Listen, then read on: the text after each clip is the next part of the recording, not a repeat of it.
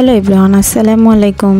This is Marufa Ershad from Marufa Ershad blog. আপনাদের সবাইকে স্বাগতম জানাচ্ছি নুডলসের পাকোড়া রেসিপিটি দেখার জন্য।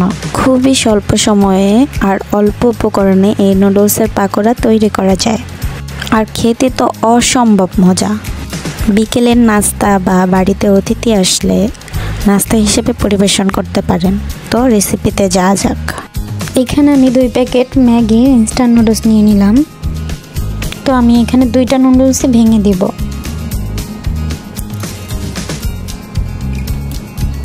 এরপরে নুডলসের সাথে থাকা মশলাগুলোকেও আমি দিয়ে দিব। তারপরে আমি হালকা একটু পানি অ্যাড করব। এই পর্যায়ে আমি পানি দিয়ে ভালোভাবে নুডলসগুলোকে মাখিয়ে নিব এবং নুডলসগুলোকে সিদ্ধ করে নিব। তো এখন আমার বন্ধুদের উদ্দেশ্যে একটা কথা বলতে চাই। তোমরা এখানে এসে আমি জানি অবশ্যই পিঞ্চ মারবা যে নুডলস দিয়েও আবার পাকোড়া হয়, এই কী রাঁধছো, এমন করছো সেমন করছো, এই হইছে সেই হইছে। যাই হোক মাসুদ, তোমরা ভালো হয়ে যাও, ঠিক আছে? তোমরা আমার এই ভিডিওতে কিন্তু খুব ভালো ভালো কমেন্ট করবা এবং শেয়ার করবা, লাইক দিবা, ঠিক আছে? যাই হোক, আমিও প্রথমে ভেবেছিলাম নুডলসের আবার পাকোড়া হয়, কেমন না কেমন হয়, কিন্তু বিশ্বাস করেন গাইস, এটা বানানোর পরে খাওয়ার পরে আমি তো অবাক। অনেক টেস্ট গাইস। আপনারা অবশ্যই বাসায় একবার হলেও ট্রাই করবেন এবং আমার কমেন্টস বক্সে জানাবেন কেমন হয়েছে খেতে। তো এরপরে আমি নুডলসগুলোকে একটা বাটিতে নিয়ে নিলাম।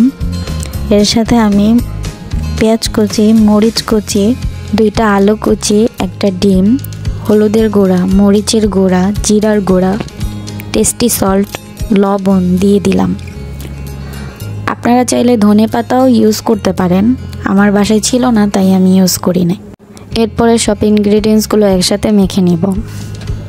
আমার মাখানো কমপ্লিট হয়ে গিয়েছে। তো এই পর্যায়ে আমি চুলায় একটা প্যান বসিয়ে দিলাম।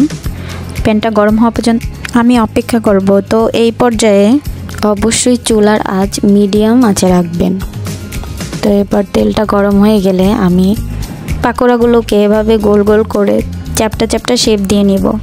আমি আস্তে আস্তে সব পাকোড়াগুলোকে প্যানে দিয়ে দিলাম।